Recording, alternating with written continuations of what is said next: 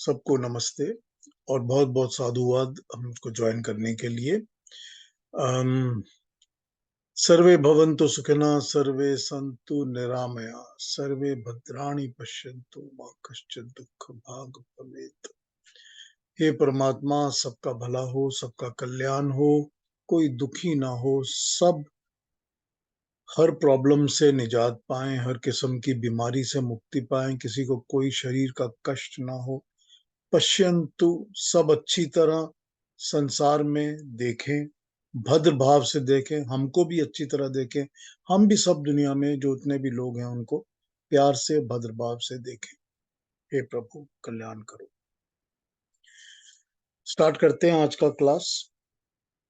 आज हमने सोचा हुआ है कि 16, 17 वगैरह पे स्टार्ट करेंगे, 4th चैप्टर के, और 15 तक हमने कवर कर लिया था। 15 तक हमने जो कवर किया था उस पर अगर कोई पूछना हो, कोई क्वेश्चन हो तो मुझसे पूछ सकते हैं। 16 से जो सब्जेक्ट मैटर है वो थोड़ा चेंज हो जाएगा, तो क्योंकि वो चेंज हो जाएगा तो उस पर भी बात करेंगे और थोड़ा और डीप बात हो जाएगी, समझने वाली बात होगी। तो 14-15 तक अगर किसी ने कोई पूछना हो, कोई मन में सवाल हो तो पूछ लीजिए, नहीं तो आइए 16-17 को शुरू करते हैं। अरुणा जी को रिक्वेस्ट करता हूँ कि अरुणा जी मुझसे आप 16, 17, 18 एक साथ पढ़ दीजिए तीनों, जी। क्योंकि 16, 17, 18 के सब्जेक्ट एक ही है तो उनको एक साथ डील करके एक साथ उन पे बात करते हैं। चलिए आप पढ़िए। किं कर्म किम कर्मेति कवयोऽप्यत्र मोहिताः तत्ते कर्म प्रवक्ष्यामि यज्ञात्वा मोक्षसे शुभात् कर्मणो ह्यपि बोद्धव्यं च विकर्मणः अकर्मणश्च बोद्धव्यं गहना कर्मणो गतिः कर्मण्यकर्म यः पश्येत् अकर्मणि च कर्म यः स बुद्धिमान् मनुष्येषु स युक्तः कृत्स्न कर्म कृत्। थैंक यू अरुणा जी, बहुत बहुत अच्छी तरह, बहुत प्यार से पढ़ा आपने, थैंक यू वेरी मच। मैं एक सेकंड के लिए, आइए इस पर बात शुरू करते हैं। जो पहला श्लोक है नंबर 16, किम कर्म वाला, क्या कर्म है और क्या अकर्म है। विद्वान लोगों के बीच में कवयः, कवयः शब्द जो यहाँ पर आया है वो कवि से आया है, और कवि जो होता है वो क्रिएटेड या क्रिएशन करने वाले लोग जो होते हैं उनके लिए यूज होता है। तो कवयः यहाँ पर हो गया विद्वान लोग, बुद्धिमान लोग, या जो किसी भी आर्ट या किसी भी अच्छी चीज को क्रिएट करते हैं, लैंग्वेज को क्रिएट करते हैं, पोइट्रीज को क्रिएट करते हैं, अच्छे थॉट्स को क्रिएट करते हैं, उनको कवि कहा जाता है। तो यहाँ पर कवि वर्ड का एक्चुअल मतलब वही होता है। तो यहाँ जो आया है इति कवयः अपि, तो यहाँ पर कवि उसी कवयः से कवि ही है, बुद्धिमान लोग। वो भी इस बात के लिए मोहिता, भ्रम में पड़े रहते हैं, मोहित, ठीक, मोहित जो मोह में फंसा हुआ होता है, जो भ्रम में पड़ा हुआ होता है वो मोहित। फिर ये कहते हैं प्रक्षयामी, प्रवक्ष्यामी, प्रवक्ष बताना, प्रवक्ष सामने लाके खड़ा कर देना, वो प्रवक्ष्यामी ज्ञानवा जानकर मैं तुझे इससे मुक्ति दिलाऊंगा कि शुभ क्या है और अशुभ क्या है। अगले श्लोक में वर्ड, मैं तो वर्बटिम्स देख रहा हूँ इसमें, क्योंकि इस सारे के सारे 3 श्लोकों में कर्म शब्द जो है वो कोई 8 या 9 बार या 12 बार आ गया है। तो उस कर्म शब्द के ऊपर ही मैं एक बार इसको देख रहा हूं। तो क्या कह रहे हैं, बोध्ययम जानना चाहिए, बोध्ययम जानना चाहिए, विकर्मण विकर्म के रूप को बोधेयम जानना चाहिए, गहना गहन, डीप। फिर कर्म की बात करते हैं 18वें श्लोक में, अकर्म की बात कर रहे हैं, बुद्धिमान मनुष्यों की बात कर रहे हैं, और कृत सन कर्म कृतः, संपूर्ण कर्मों को करने वाले। आइए इनके वर्बटिम मतलब समझते हैं, फिर इस पर डिस्कशन करेंगे। नंबर 16 कह रहा है क्या कर्म है और क्या अकर्म है। इस विषय में बड़े बड़े विद्वानों को भी भ्रम हो जाता है, डाउट हो जाता है। सो मैं तुझे बताऊंगा कि वह कर्म क्या है जिसे जान लेने पर तू अशुभ अशुभ से मुक्त हो जाएगा। अशुभ मतलब जो अच्छा नहीं है, जो शुभ नहीं है, तो उससे मुक्त हो जाएगा। अशुभा अशुभात, अशुभ से। और अगला श्लोक कह रहा है नंबर 17, कर्म की गति गहन है, डीप है। हमें ये जान लेना चाहिए कि कर्म क्या है, ये भी जान लेना चाहिए कि विकर्म क्या है, और ये भी जान लेना चाहिए कि अकर्म क्या है। तो क्या हुआ, कर्म, विकर्म और अकर्म, ये तीनों की बातें कर रहे हैं। जो व्यक्ति कर्म में अकर्म को और अकर्म में कर्म को देख लेता है, वो मनुष्यों में बुद्धिमान है, वही युक्त अर्थात योग युक्त है, वह सब कर्मों को कर लेने वाला होता है। जो व्यक्ति कर्म में अकर्म को और अकर्म में कर्म को जान लेता है, वो बुद्धिमान है। इस पर आते हैं, एक बार और दो तीन ट्रांसलेशंस पढ़ देता हूँ, उसके बाद इसकी एक्सप्लेनेशन शुरू करता हूँ। वो भी पढ़नी ही पड़ेंगी, उस पर ही आऊंगा।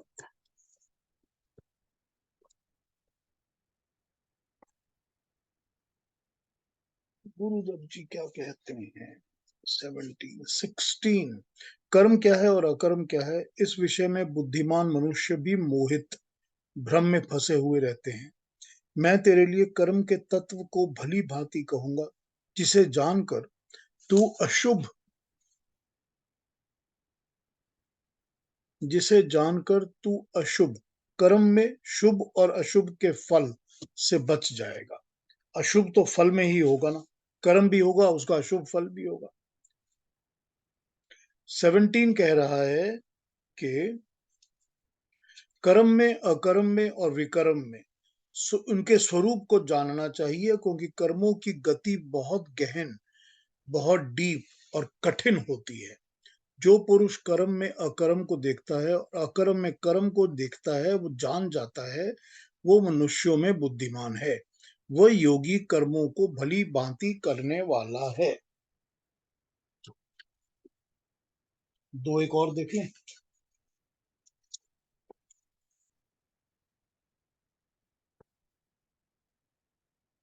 Gita press.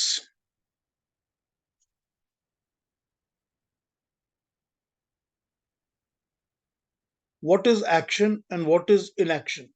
Even men of intelligence are puzzled over this question.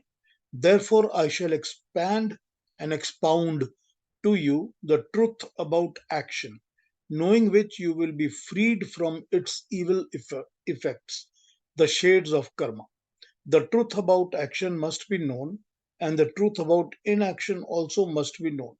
Even so, the truth about prohibited action, vikarma, must be known, for mysterious are the ways of action and the fruits. He who sees inaction in action and action in inaction is wise among men. He is a yogi who has performed all actions.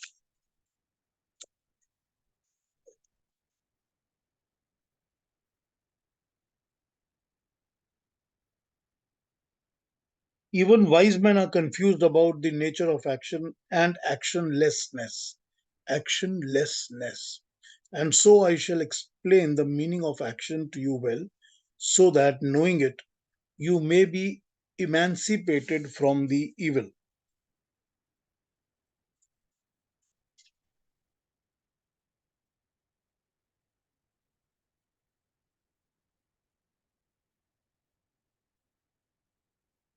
It is essential to know the nature of action as well as of actionlessness, and also that of meritorious action, for the ways of action are so inscrutable. One who can perceive non-action in action and action in non-action is a wise man and an accomplished doer or perfect action person. इनकी उस पे आ जाते हैं definitions पर, ताकि मैं आपको समझा सकूं कि क्या लिखा है। 16 कहता है कर्म क्या है, अकर्म क्या है। इस विषय में बड़े बड़े सूक्ष्मदर्शी भी धोखा पा जाते हैं। मैं तुझे ये कर्म बताऊंगा जिससे जानकर तू इस अशोभनीय स्वजन मोह से छूट जाएगा, क्योंकि उसको स्वजन का मोह था अर्जुन को, कि ये मेरे अपने लोग खड़े हैं, तो उससे तू छूट जाएगा। मनुष्य को कर्म का भी ज्ञान प्राप्त करना है, जैसे क्षत्रिय का धर्म है कि अताताई को मारना, ये कर्म का ज्ञान है। विकर्म को भी जानना है, जैसे कोई पागल अताताई हो जाए तो उसको बांधना तथा उसकी चिकित्सा करनी, किंतु प्राणदंड नहीं देना। किंतु यदि भूल से उसे प्राणदंड दे दिया तो वह विकर्म होगा। इस विकर्म अर्थात विपरीत कर्म का भी ज्ञान होना चाहिए। सो कर्म क्या हुआ और विकर्म क्या हुआ? विकर्म हो गया विपरीत कर्म, जो विपरीत कर्म है, जो करना चाहिए उससे उल्टा, वो हो गया विपरीत कर्म। फिर अकर्म का भी ज्ञान होना चाहिए। यदि कोई आलस्यवश, लेजीनेस के कारण अकर्मण्य होकर पड़ा रहता है तो ये अनुचित अकर्मण्यता है। किंतु यदि कोई मनुष्य क्षमा करने से सुधर सकता है तो उसे दंड न देना शुभ अकर्मण्य है। इसका ज्ञान अकर्म का ज्ञान है। कर्म, अकर्म और विकर्म, इन तीनों का ज्ञान ठीक ठीक होना चाहिए। इस प्रकार कर्म, अकर्म, विकर्म तीनों का यथार्थ ज्ञान होने से कल्याण होता है, मगर इसको जानना बहुत कठिन है और बहुत गहन है। अगले श्लोक में भगवान कृष्ण कहते हैं कि हर शुभ कर्म किसी अवस्था विशेष में अशुभ हो जाता है। इसका उदाहरण ये है कि कोई शुभ कर्म भी अशुभ कैसे होता है। यदि कोई सिपाही राष्ट्र के किसी दुर्ग की अथवा नाके की रक्षा पहरा कर रहा है तो उस समय संध्या उपासना की वेला होने पर सिपाही का संध्या उपासना में लीन हो जाना घोर अशुभ है। सो इस कर्म में कब अकर्मता आ गई ये तो जानता है, तथा अकर्म में कर्म को जानता है। जैसे शत्रु अपनी रक्षा के लिए गौएं आगे करके राष्ट्र का नाश करने वाले हो जाते हैं, उस समय गोहत्या रूप अशुभ कर्म के कर्तव्य अर्थात शुभ कर्तव्य में आ जाता है। थोड़ा कंफ्यूजिंग है ये जैसा समझा रहे हैं, लेकिन समझा बहुत अच्छा रहे हैं। ये कहते हैं कि जब कोई सोल्जर है जिसका काम है प्रोटेक्शन करना, उसको नाइट की ड्यूटी दी गई है कि तुम्हारी रात की ड्यूटी है, तुमको ये काम करना है, तुमको प्रोटेक्शन के लिए ऑन गार्ड खड़े रहना है। अगर उस वक्त वो ये सोचता है कि मैं गार्ड की ड्यूटी पर तो खड़ा हूं, लेकिन ये टाइम हो गया, अब ये टाइम मेरी पूजा का टाइम है, और वो पूजा करने बैठ जाता है, तो वो पूजा का टाइम पे बैठना, पूजा करना शुभ कर्म है। कोई भी पूजा करना शुभ अच्छा कर्म है, प्रेयर करना शुभ कर्म है। लेकिन उस वक्त जब उसकी ड्यूटी ये करने की नहीं है तो वो शुभ कर्म उस वक्त अशुभ हो जाता है, वो ठीक नहीं होता। तो ये शुभ और अशुभ को इस तरह यहाँ पर ये समझा रहे हैं इसको। अर्जुन के लिए अन्याय का पक्ष लेकर सामने आए गुरु तथा पितामह का वध अकर्म में कर्म हुआ, तो इस तत्व को देखकर वही मनुष्य में बुद्धिमान होगा जो इसको समझ सकेगा। उसे ही युक्ति युक्त मनुष्य समझना, और वो पूर्ण कार्य करता है क्योंकि उसने कर्म के पूरे रूप को समझ लिया है। खैर ये इनकी डेफिनेशन है, अलग अलग डेफिनेशंस देख रहे हैं और उन पर बातें कर रहे हैं। अब मैं आपको इनकी वो पढ़ देता हूँ जो इन्होंने समझाई हैं बातें, फिर इसको और एक्सप्लेन कर दूंगा, पर ये पढ़ूंगा तो आपको बहुत कुछ समझ आ जाएगा। श्री कृष्ण कहते हैं कि मनुष्य को कर्म, अकर्म, विकर्म इन तीनों के भेद को समझ लेना चाहिए, और ये भी समझ लेना चाहिए कि जिसे हम कर्म कह रहे हैं उसमें अकर्म तो नहीं छिपा हुआ, या जिसे हम अकर्म कह रहे हैं उसमें कहीं कर्म तो नहीं छुपा हुआ। जो इन रहस्यों को जान लेता है वो ठीक ठीक कर्म करता है। भगवान कृष्ण के अनुसार जीवन के दो भागों में बांटा जा सकता है, जीवन को क्रिया में और अक्रिया में। क्रिया का मतलब है कर्म और अक्रिया का मतलब है अकर्म।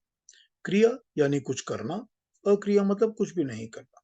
क्रिया या कर्म, श्री कृष्ण ने भी इसको दो भागों में बांटा है, कर्म और विकर्म।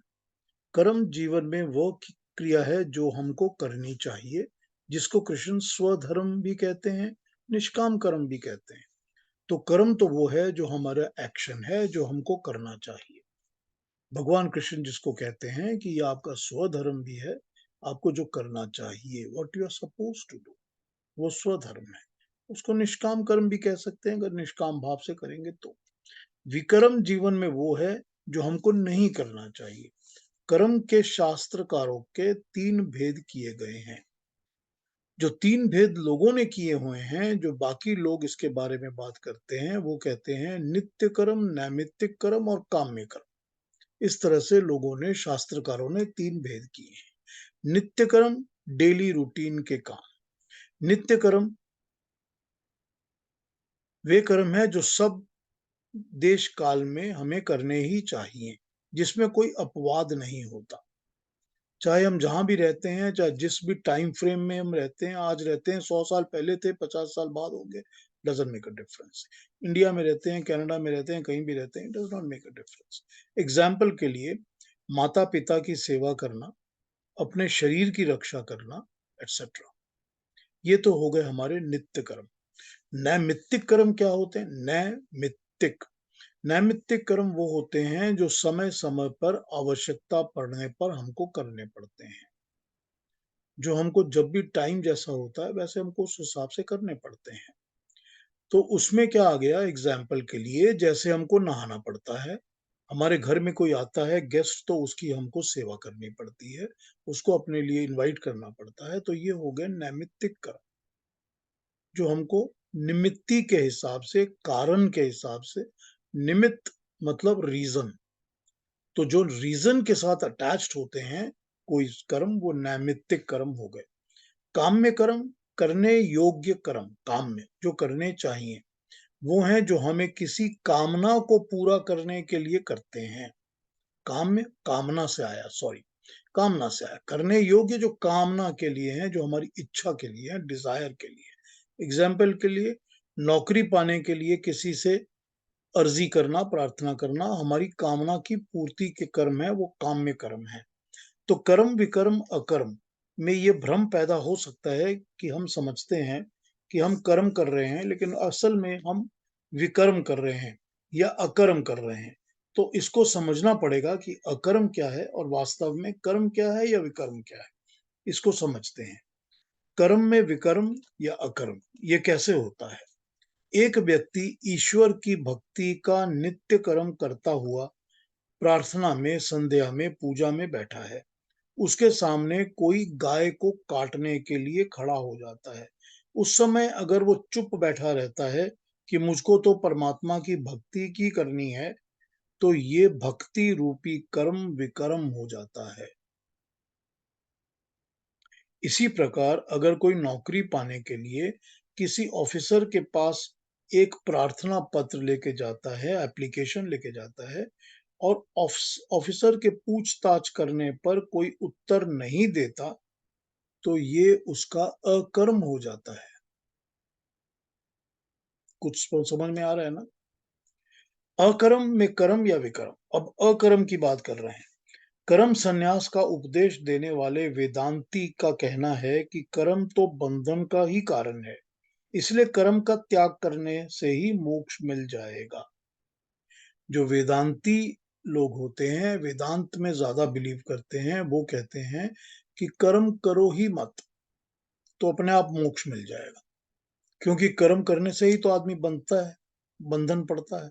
तो कर्म करो ही मत, इसलिए मोक्ष मिल जाएगा। ये लोग अकर्म का उपदेश देते हैं, परंतु भगवान कृष्ण का कहना है कि कर्म छोड़कर बैठ जाने से अकर्म नहीं होता। कर्म छोड़ना स्वयं भी एक कर्म है। कर्म को छोड़ना भी तो एक कर्म है ना। तो ये कहते हैं कि जो लोग शारीरिक कर्म छोड़कर बैठ जाते हैं, उनका मन संकल्प विकल्प में डूबा रहता है। बॉडीली आप अकर्म छोड़ सकते हैं, लेकिन दिमाग में तो कुछ ना कुछ चलता रहता है, संकल्प भी और विकल्प भी। ये तो अकर्म में कर्म हुआ, इसके साथ अकर्म में विकर्म भी जुड़ा हुआ है। एग्जाम्पल के लिए हम लेजीनेस के कारण कुछ भी नहीं करते, यूं ही पड़े रहते हैं, तब यूं ही पड़े रहना विकर्म है, दूषित कर्म है। अष्टावक्र जो गीता है, जो एक और गीता होती है जिसको हम अष्टावक्र गीता कहते हैं, 8 वक्रों वाली, वो कहती है कि मूर्खों की निवृत्ति एक प्रकार की प्रवृत्ति है, और धीर व्यक्ति की प्रवृत्ति का भी फल निवृत्ति जैसा होता है। जो मूर्ख इंसान होता है, वो कोई अच्छा काम भी करता है तो भी उसका वो काम सकाम हो जाता है, निष्काम नहीं होता। और जो बुद्धिमान लोग होते हैं, धीर पुरुष होते हैं, अगर वो प्रवृत्त होकर, अटैच होकर भी कुछ करते हैं तो उसमें भी वो निष्कामता ढूंढ लेते हैं। यही कारण है कि भगवान कृष्ण ने कहा कि अकर्म विकर्म और कर्म ये पेचीदा बातें हैं।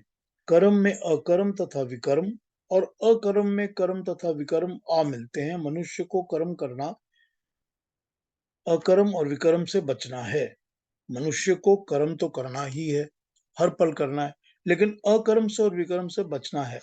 ये तभी हो सकता है जब कर्म का रूप निष्काम कर्म हो। तो निष्काम कर्म होगा तभी जो मनुष्य है वो अकर्म और विकर्म से बचेगा। एक और पढ़ता हूं, फिर इसको एक्सप्लेन करता हूं, वो भी इंटरेस्टिंग है, थोड़ा बड़ा है मगर पढ़ लेते हैं। भाष्यकारों के मतभेद हैं। जो लोग इसके बातें करते हैं, एक्सप्लेन करते हैं, वो अलग अलग तरीके से करते हैं।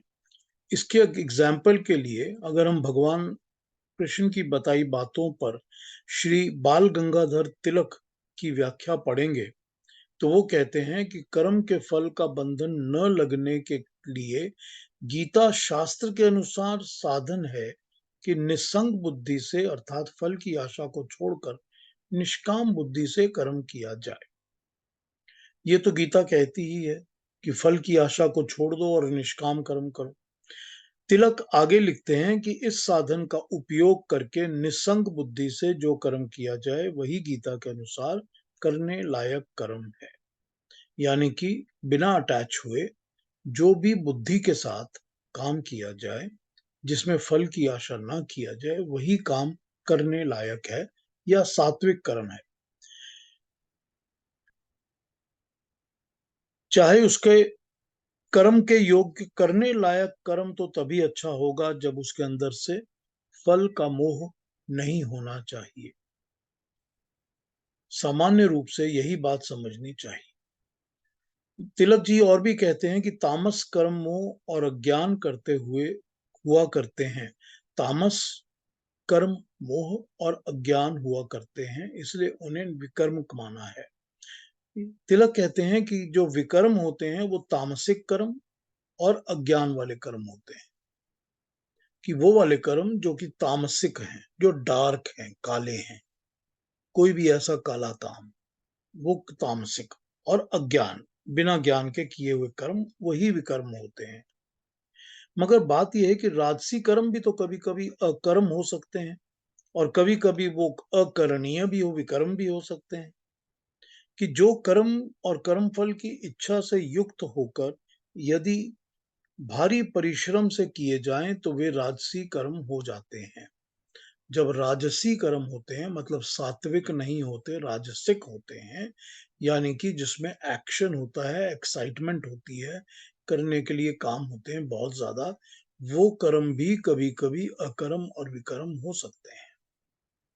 होते तो वो राजसिक ही हैं, तो वो सात्विक तो होते नहीं है।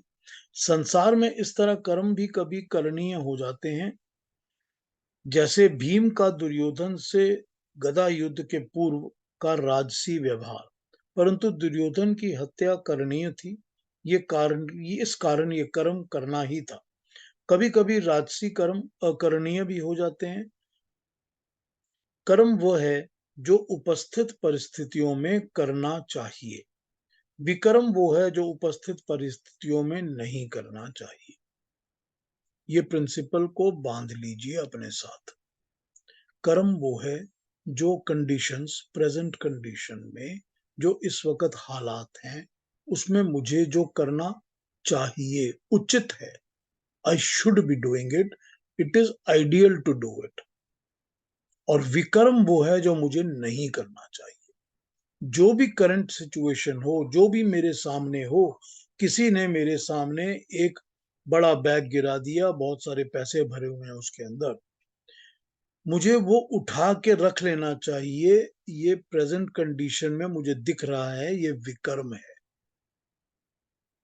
लेकिन मुझको ये उठा के उसी को वापस लौटा देना चाहिए, ये कर्म है। तो यहां कर्म और विकर्म को डिफाइन कर दिया है कि जो उस प्रेजेंट कंडीशन में करणीय है, करने लायक है, करने योग्य है, वो कर्म है।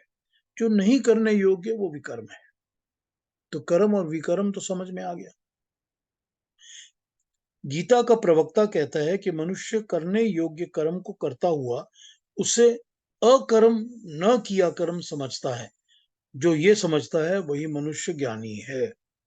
मतलब मैंने किया तो है ये कि मैंने वो जो गिरा हुआ पैसे का बैग था वो उसको लौटा दिया, मगर इसके बियॉन्ड, इसके साथ ना मुझे कोई जुड़ाव होना चाहिए कि मैं तो वेट कर रहा था कि वो खड़ा होके मुझके उसमें से 50 रुपए निकाल के टिप दे देगा कि तुमने बहुत अच्छा काम किया। तब तो ये कामना वाला कर्म हो गया ना, सकाम कर्म। तब ये निष्काम हुआ नहीं। तो इसको तुम ये समझो कि मैंने कुछ किया ही नहीं है, यानी अकर्म। करने लायक कर्म तो किया है, लेकिन उसको अकर्म समझो कि मैंने कुछ नहीं किया। नेकी कर और कुएं में डाल, बिल्कुल वही बात कि मैंने भला तो किया है, मैंने करने लायक काम तो किया। भाई मैं सारी जिंदगी करने लायक काम ही कर रहा हूं, तो मुझे उसके लिए क्रेडिट ढूंढने की या शाबाशी ढूंढने की या बार बार किसी से ये कहने की कि आप इसको एक्नॉलेज करो, मुझे जरूरत नहीं है।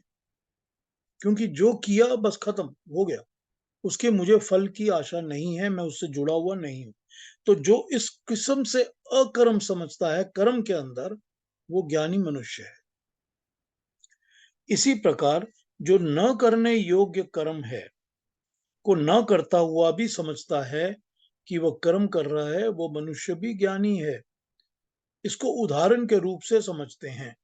मतलब यह है कि जो करने लायक कर्म नहीं था वो नहीं किया।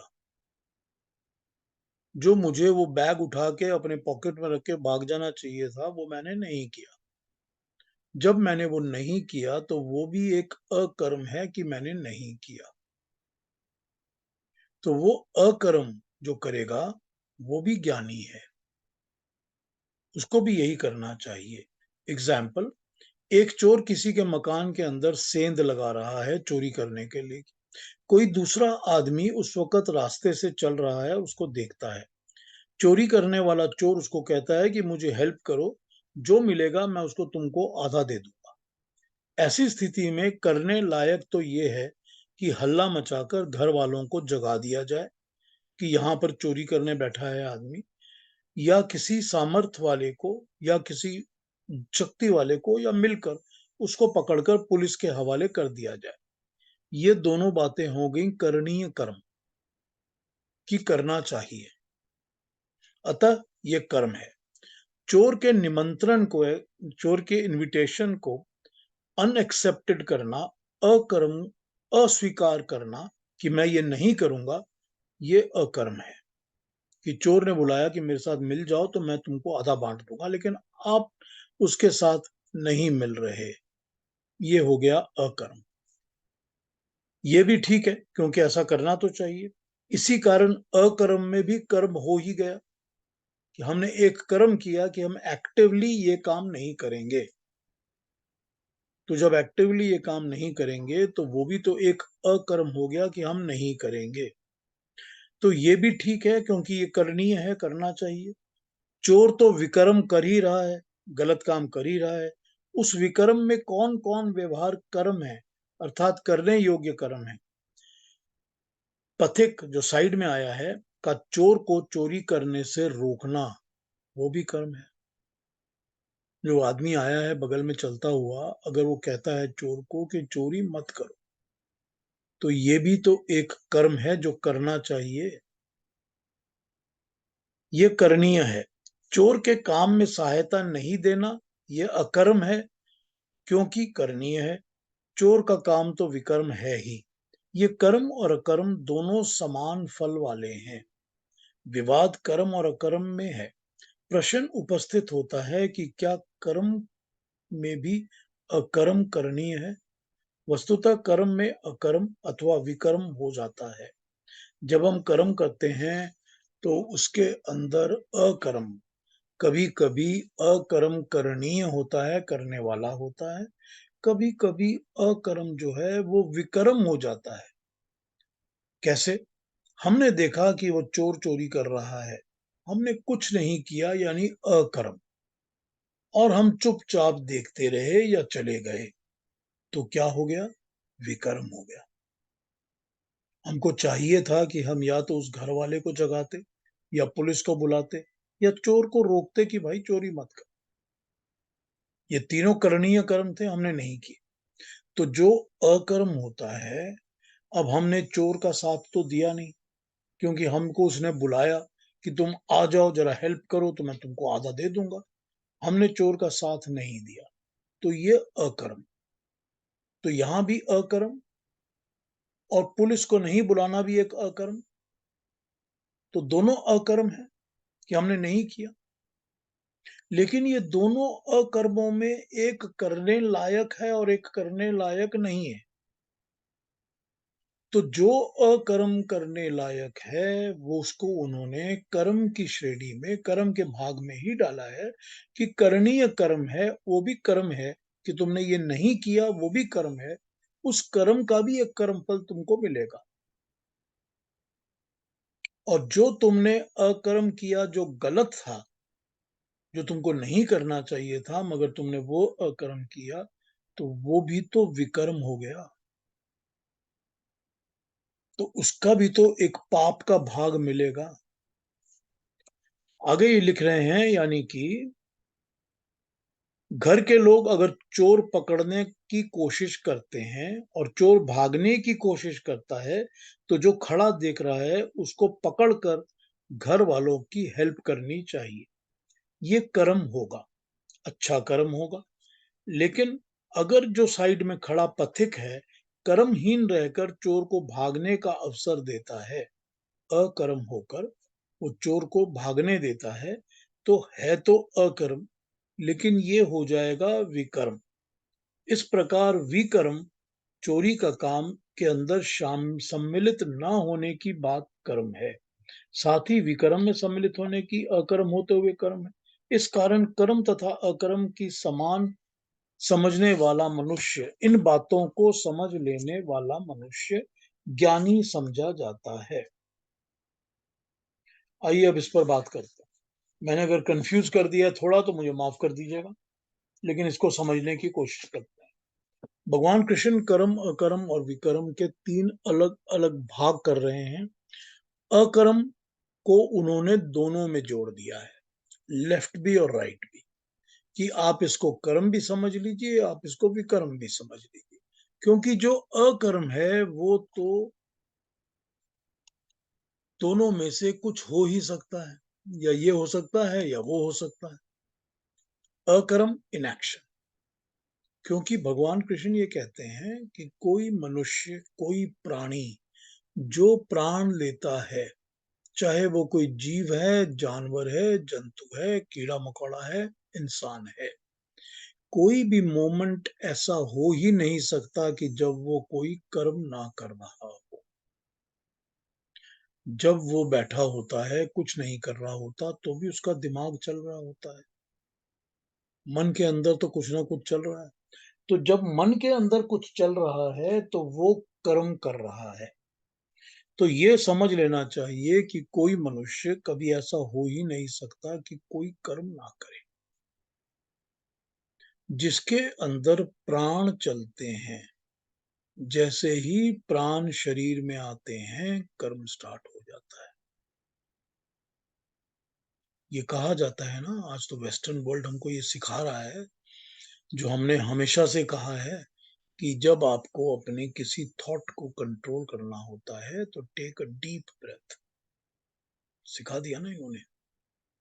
Okay, sit down, relax, take a deep breath. Take deep breath तो क्या होगा, आपका थॉट। तो क्या होता है, जब हम दूर से डीप ब्रेथ लेते हैं, हमारा थे थॉट पैटर्न, हमारा सोच पर अफेक्ट होती है, वो चेंज हो जाती है, ऑल्टर हो जाती है, सॉफ्टन हो जाती है, शार्प हो जाती है। हम जैसा चाहते हैं वैसा कर लेते हैं उसको। वो डीप ब्रेथ लेके पहलवान चीजें उठाते हैं ना ऊपर, जब पहलवान लोग उठाते हैं हैवी वेट, तो क्या करते हैं, वो एक डीप ब्रेथ लेते हैं फिर उठाते हैं। ठीक बात है ना? क्योंकि दिमाग रेडी हो जाता है शरीर का साथ देने के लिए कि शरीर ने तो उठाना है, दिमाग भी रेडी। जब प्राण शरीर में आते हैं तो कर्म शुरू हो जाता है। ऐसा हो ही नहीं सकता कि सांस कोई ले रहा हो और वो कर्म न कर रहा। बड़ी सिंपल थ्योरी है भगवान कृष्ण की, स्ट्रेट फॉरवर्ड। कि जो लोग सब कुछ छोड़ देते हैं, छोड़ करके जंगलों में बैठ जाते हैं, पहाड़ों में बैठ जाते हैं कि हमने तो तपस्या कुछ नहीं करना, वो भी तो कर्म कर रहे हैं, मन से तो कर ही रहे हैं। क्योंकि भगवान कृष्ण ने तो शुरू में ही कह दिया, कर्म जो है वो मनसा वाचा कर्मणा है। मन भी है, वचन भी है, जो बोल रहे हैं वो भी कर्म है, और जो कर रहे हैं वो तो कर्म है ही। तो अगर ये तीनों कर्म हैं तो मनसा वाचा कर्मणा, तीनों के कर्म फल भी हैं। कोई कर्म हो ही नहीं सकता जिसका कर्म फल ना हो। बिना कर्म फल के हो भुगते कोई कर्म पूरा होता ही नहीं है। तो भगवान कृष्ण ने कर्म को तो बड़ी क्लियरली डिफाइन कर दिया था कि कर्म क्या है। कि कर्म हर मनुष्य, हर प्राणी, हर लिविंग बीइंग हर मोमेंट में कर ही रहा है। अब आप कहेंगे कि हम जब सो जाते हैं और बहुत डीप स्लीप में रहते हैं तो हम कर्म नहीं कर रहे।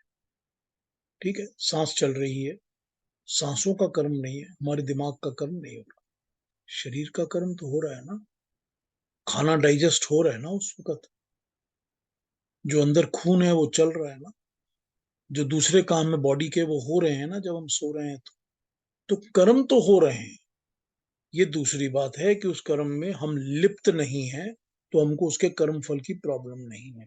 लिप्त हम तब होंगे जब हमने ऐसा भोजन किया है जो शरीर को सूट नहीं कर रहा, तो हम उससे लिप्त हो जाते हैं क्योंकि वो हमको तकलीफ देने वाला है। लेकिन इसके बिना ये कहा जा सकता है कि हम उस वक्त मेंटली कर्मों से अटैच्ड नहीं हैं, क्योंकि हम बहुत डीप स्लीप में सो रहे हैं। ये ठीक है। लेकिन जैसे ही अवेकन स्टेज होती है, हमारे कर्म शुरू हो जाते हैं। हम लेटे हुए हैं बिस्तर पर, उठ के खड़े नहीं हुए अभी तक, लेकिन दिमाग के अंदर थॉट प्रोसेस, मुझे आज ये करना है, आज शनिवार का दिन है, आज इतनी तारीख है, 8 बजे मुझे वहां पहुंचना है, 6 बजे मुझे ये करना है, 9 बजे के अंदर तुम, ये सब कुछ शुरू हो जाता है। सब शुरू हो जाता है। सारे मानसिक कर्म शुरू हो जाते हैं। तो भगवान कृष्ण ने कर्म को तो बड़ी क्लैरिटी के साथ डिफाइन किया है कि ऐसा कोई हो ही नहीं सकता कि जो किसी पल कोई कर्म ना कर रहा हो। अब जब कर्म डिफाइन हो गया, तो उन्होंने फिर इसके अंदर करणीय कर्म, करने योग्य कर्म, और अकरणीय यज्ञ कर्म, न करने योग्य कर्म, इसकी एक क्लासिफिकेशन कर दी। तो करनी करने योग्य कर्म क्या है, वो तो उन्होंने पहले चैप्टर, दूसरे चैप्टर में ही अर्जुन को समझा दिया कि जो स्वधर्म है वो करने लायक कर्म है। स्वधर्म वो कर्म जिसका तुम्हारे अंदर एप्टीट्यूड है, तुम्हारा नेचुरल टैलेंट है, जिसके लिए तुमने एजुकेशन ली है, ट्रेनिंग ली है, और जिस प्रोफेशन में तुम जुड़े हुए हो, ये तुम्हारा स्वधर्म है। जो तुम्हारा स्वधर्म है वो तुम्हारा करने योग्य कर्म है।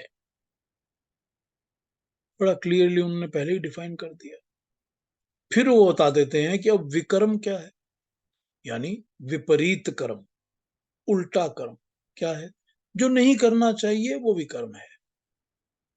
ये भी वो बता दिया उन्होंने बड़ी क्लियरली, बड़ी अच्छी तरह समझ आ जाता है। अभी एक इधर है और एक इधर है, बड़ी ब्लैक एंड व्हाइट तरीके से लाइन खींचकर हमको समझ में आ जाता है कि ये विकर्म है। प्रॉब्लम तो कर्म और विकर्म में नहीं आती ना, प्रॉब्लम तो आती है अकर्म में, प्रॉब्लम आती है ग्रे एरिया में, जो ना ब्लैक है ना व्हाइट है, ग्रे है, जिसमें हम सारा दिन डूबते रहते हैं, उभरते रहते हैं कि करें क्या। तो प्रॉब्लम आती है अकर्म में।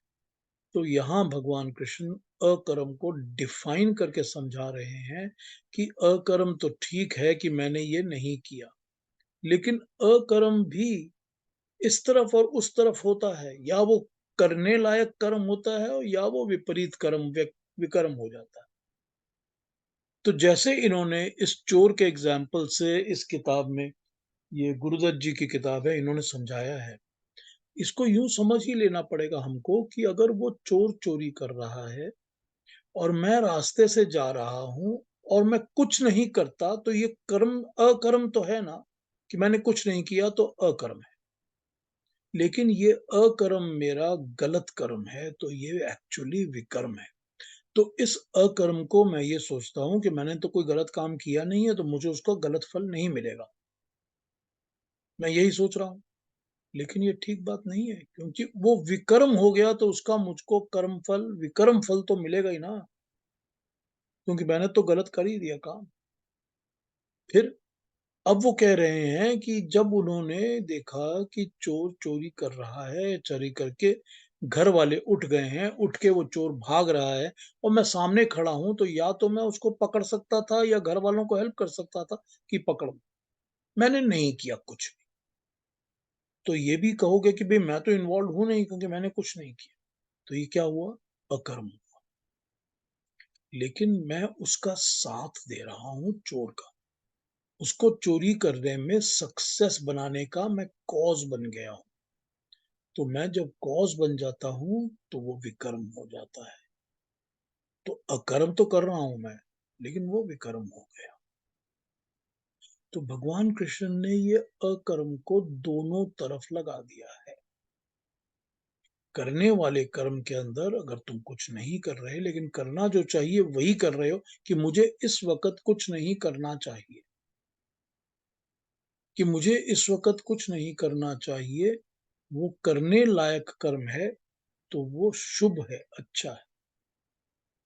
और जो उल्टा हो गया कि मुझे नहीं करना चाहिए था पर मैं चुप खड़ा हूं, तो उसको हेल्प कर रहा हूं। इसको एक्सपैंड कर लीजिए जरा जिंदगी में, अपनी लाइफ में देखिए।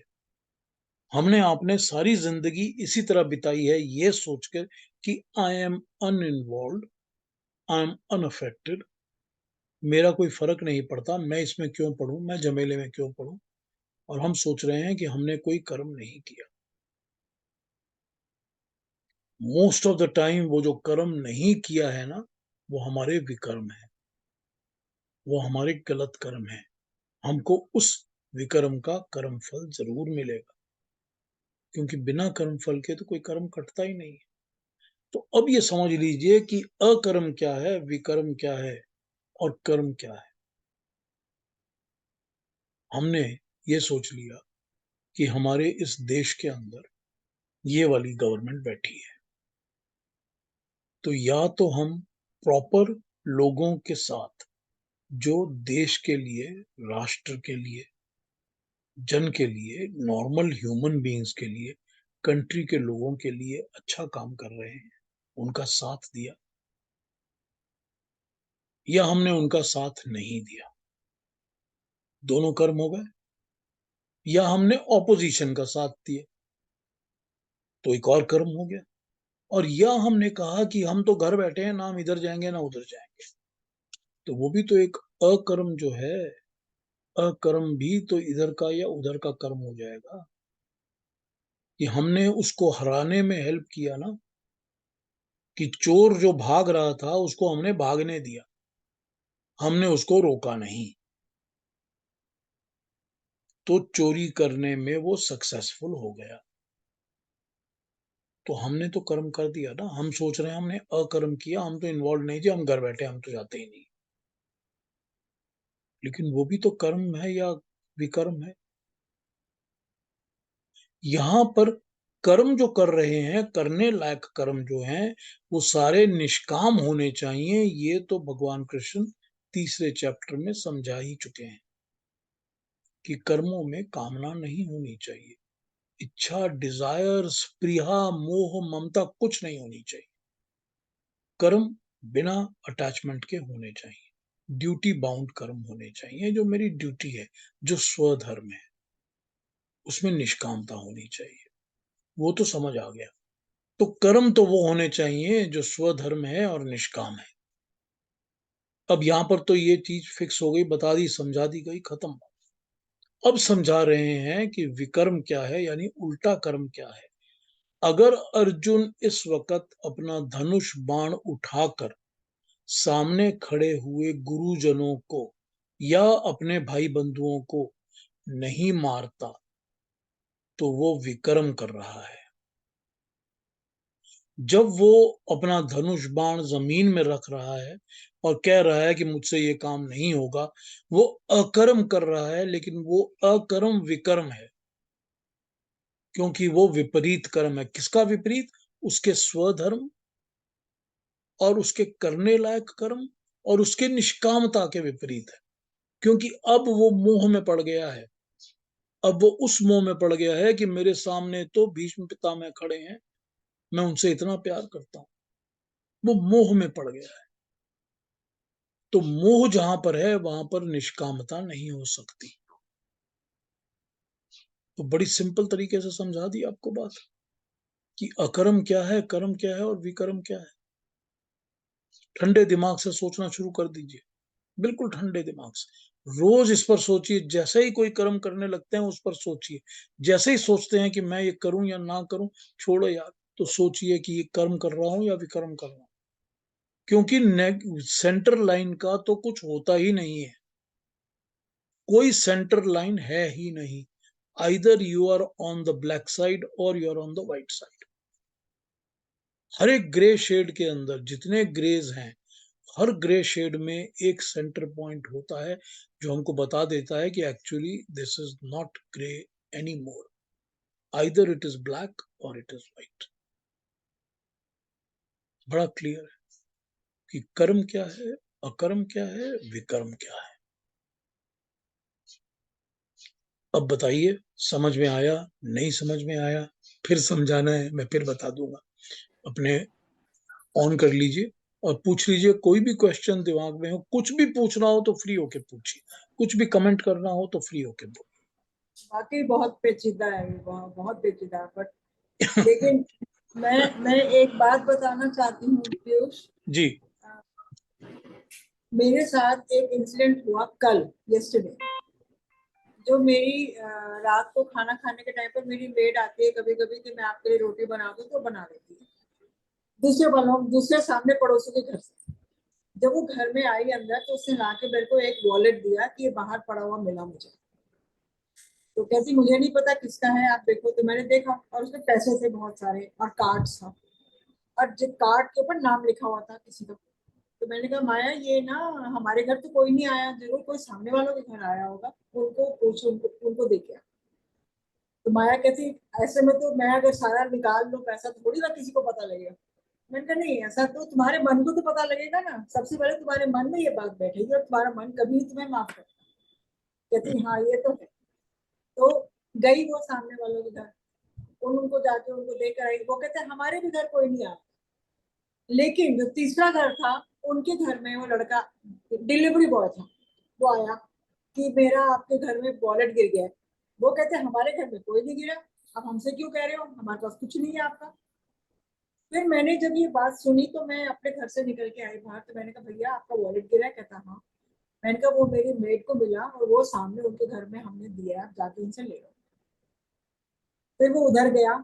फिर उन्होंने भी उसका नाम वाम पूछा और उसको बोला कि तुम्हारा ये है, तुम्हारा वॉलेट? कहता हाँ ये मेरा वॉलेट है। उन्होंने उसको दे दिया, बात खत्म होगी। मेरे को ये सारी बात मतलब दिमाग में आई भी नहीं थी कि चलो हुआ, like you know, it was something which हो गया, कर लिया हमने, बात कर। अगले दिन, and I'm talking about no, this happened on Friday. Today in the morning I had gone to the bank. वो बैंक आज खुला था।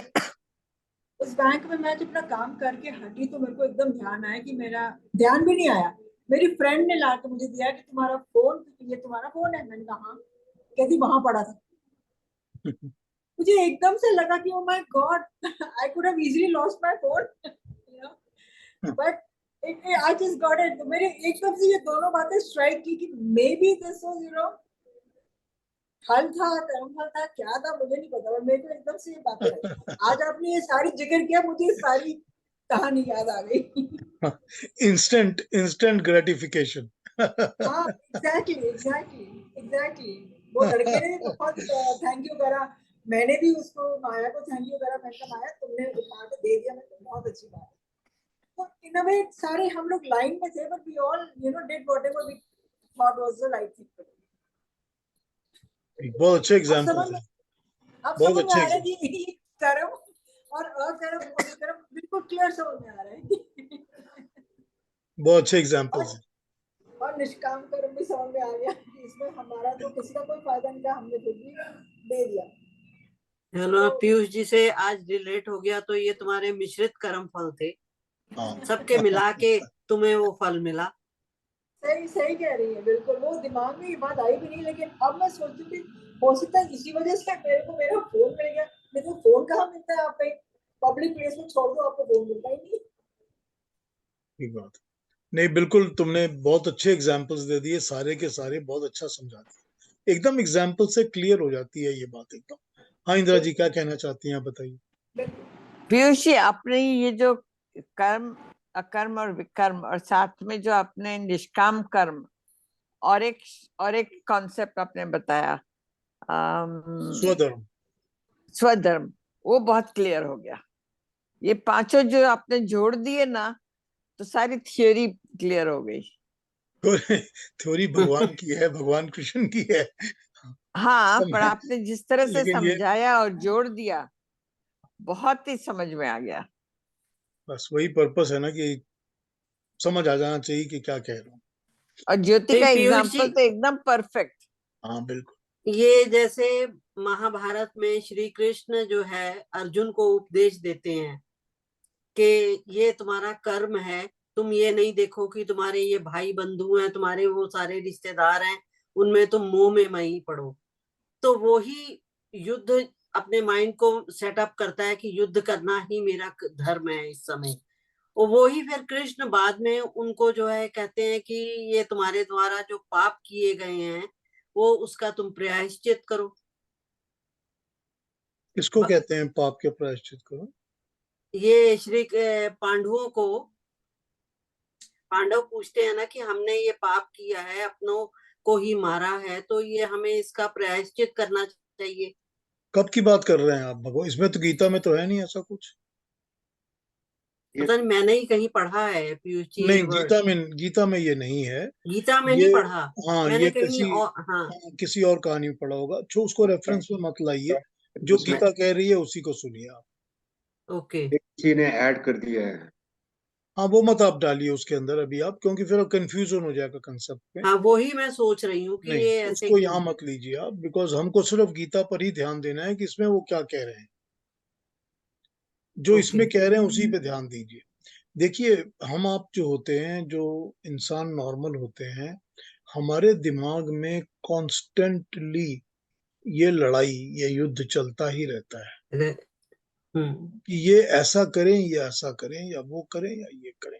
और हमारे हर थॉट, डिसीजन के ऊपर, अक्ल के ऊपर कोई ना कोई अट्रैक्शन और अटैचमेंट जुड़ी रहती है कि अरे ये कह दिया तो मेरा ये है, इतना प्यारा है, ये माइंड करेगा, या ये आदमी है, इसका तो मैं बुरा कर नहीं सकता, या ये मेरे को इतनी अच्छी लगती है, या इससे मैं अटैच्ड हूँ, या ये मेरे को दुनिया की चीजें जो हैं, मुझको इसमें इतना पैसा मिल जाएगा मेरे को। हर वक्त किसी ना किसी चीज में, किसी न किसी रंग के साथ हमारी बुद्धि अटैच्ड होती है, जो हमारे डिसीजंस को इन्फ्लुएंस करती रहती है। जी। ये लड़ाई हमारे अंदर, इंसानों के अंदर कॉन्स्टेंटली सब में चलती है। अब जब इस तरह की दिमाग में बातें चलती हैं और हमको ये समझ में आ जाता है कि हमारा करने वाला कर्म कौन सा है, कि क्या हम अपने स्वधर्म और निष्काम कर्म को फॉलो कर रहे हैं। तो जैसे ही स्वधर्म और निष्कामता का की समझ आएगी ना, तो ये जितनी भी अटैचमेंट्स और मोह और इन्फ्लुएंसेस हैं वो छूटने लग जाएंगे।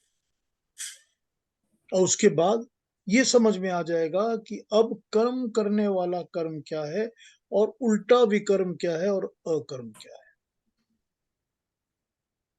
जब अपनी जिंदगियों में ये समझ आएगा तो हमारा अपना पाथ, हमारी अपनी थिंकिंग एकदम क्रिस्टल क्लियर हो जाएगी। यही कोशिश होगी। पीयूष पीयूष जी, जी, पर पांडवों ने इतना सब सहन किया वो कौरवों से, तो वो उनको क्यों याद नहीं आया कि वो सब भी तो उनका तो पनिशमेंट देना ही चाहिए उन नहीं लोग को। वो आया याद। शुरू शुरू में ही भगवान ने सेकंड चैप्टर में ही ये सारी बातें कर दी थी। हाँ, ये तो उनको बोला। हाँ, तो ये बता पर दिया था उनको। पर पर पांडवों को याद नहीं आया ना। आया ही होगा ये याद। ये तो भगवान कृष्ण तो सिर्फ अर्जुन से ही कर रहे हैं ना बात। भावुकता तो रहती है हर एक में कि भी हाँ उसने मुझे ये किया था, लेकिन वह फिर भी अपना रिश्तेदार हाँ, वो तो बिल्कुल। उसमें उसी में मोह है। में है ना, उसके ऊपर इन्फ्लुएंस है ना उस बात का। मोह का इन्फ्लुएंस है ना उसके ऊपर, अटैचमेंट का। हाँ, और कोई कुछ कहेंगे? कोई प्रश्न है? कोई बातें कहनी है? बहुत अच्छा पीयूष जी। हाँ, बहुत अच्छा था। समझ में आया ठीक से? हम्म। बिल्कुल। अंजू जी कुछ कहेंगी?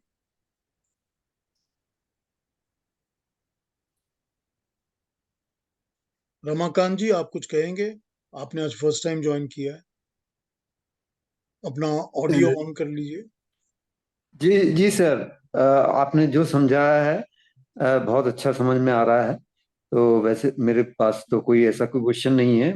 आपने जो समझाया है, वो मैं पूरी कोशिश कर रहा हूँ पूरी तरह समझने की।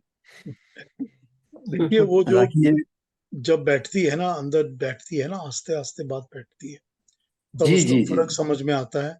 और जब उसको बिल्कुल। अपनी लाइफ के इंसिडेंट्स के साथ आप रिलेट करना शुरू करते हैं तो और जी क्लियरली बात समझ में आती है। बिल्कुल बिल्कुल बिल्कुल। ठीक है ना? Pratima ji, do you have a question? No, no, none. Thank you. Alright. Aruna ji आप कुछ पूछेंगी?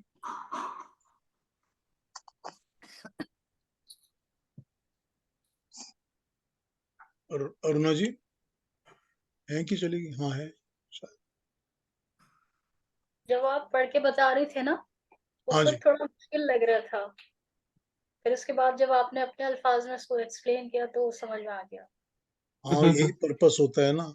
अब ये जो श्लोक होते हैं वो संस्कृत में होते हैं, तो जिनको संस्कृत अच्छी समझ में आती है वो श्लोक पढ़ते हैं और बात समझ आ जाती है।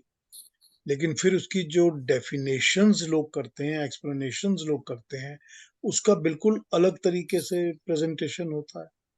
फिर 2 और 3 और 4 अलग अलग प्रेजेंटेशंस को हम पढ़ते हैं तो हमको बात का क्रक्स समझ में आता है कि ये होना ये चाहिए, समझना ऐसे चाहिए। ये एग्जाम्पल्स हैं जो उससे हमको बात समझ में आती। तो जब उनके ऊपर बात हो जाती है तो इसीलिए ये बात और क्लियरली हमको समझ आने लगती है। ठीक कहा आपने इन्हीं जी, ऐसे ही होता है। तभी मैं कोशिश करता हूँ कि क्लैरिफाई करके अच्छी तरह से समझा दिया। तो एक लफ्ज है उसका, वो संस्कृत का लफ्ज है, उसमें लिखा हुआ था, मुझे उसका मीनिंग नहीं पता। वो लिखा हुआ था कंदर, KANDAR।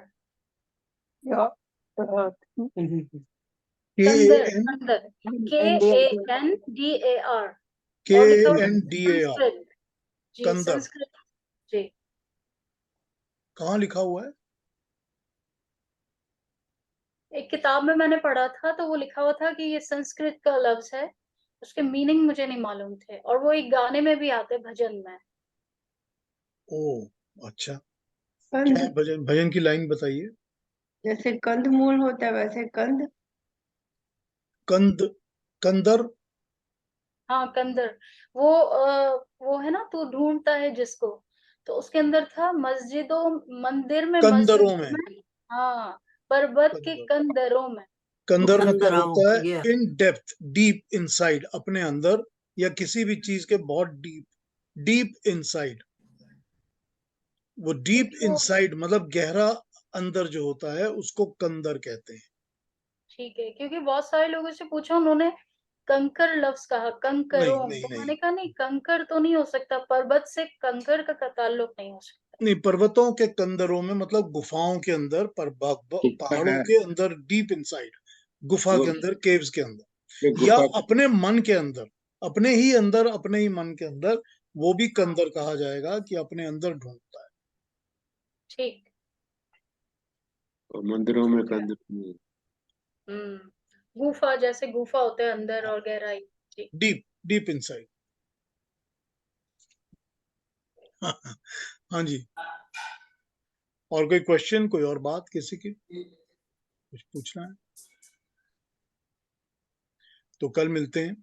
इस पर थॉट करिएगा कि ये कर्म अकर्म विकर्म जैसे समझाए हैं भगवान कृष्ण ने, ये थोड़ा दिमाग के अंदर बैठाइए फिर से, फिर एग्जाम्पल्स के साथ सोचिए, अपनी जिंदगी के एग्जाम्पल्स के साथ सोचिए, जैसा ज्योति जी ने बताया उनके साथ जो 2 दिन में घटा, उसके बारे में जरा थॉट करके सोचिए जरा उसके बारे में।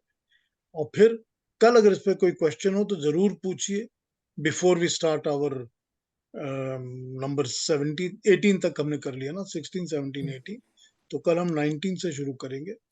तो 19 के पहले अगर आप लोगों ने किसी से कुछ पूछना हो तो जरूर पूछिए। पीयूष जी, हाँ जी, एक बात मेरे को समझ ख्याल आया अभी कि ये सब तो न्याय की दृष्टि से भी देखा जा सकता है ना। मतलब क्या है न्याय की दृष्टि से? लॉ का जब जजमेंट देता है जज, नहीं तो न्याय और लॉ की दृष्टि तो इन्हीं प्रिंसिपल्स पर बनती है ना, इसी पर बनती है ना। इन्हीं प्रिंसिपल्स पे बनती है ना, सारी की सारी, हाँ, सारी लॉज जो होती हैं, दुनिया के जितने कानून और लॉ बनते हैं वो तो बनते ही इन्हीं प्रिंसिपल्स के ऊपर बेस होके ही तो बनते हैं ना। ऐसे प्रिंसिपल सोसाइटी में चलते हैं, उसी के ऊपर तो लॉज बनते हैं ना। और जब जज झूठा डिसीजन देता है या पैसे लेके देता है तब तो उसका सारा सत्यानाश कर देता है ना। खैर अब वो विक्रम कर रहा है और पाप कर रहा है, हाँ, वो भी तो विक्रम करता है और पाप करता है। ठीक है, कल मिलें सेम टाइम, सेम कल टाइम। बात नमस्ते। बात कैरी ऑन करते हैं। सबको नमस्ते। नमस्ते नमस्ते, सबको। नमस्ते सबको। नमस्ते, थैंक यू।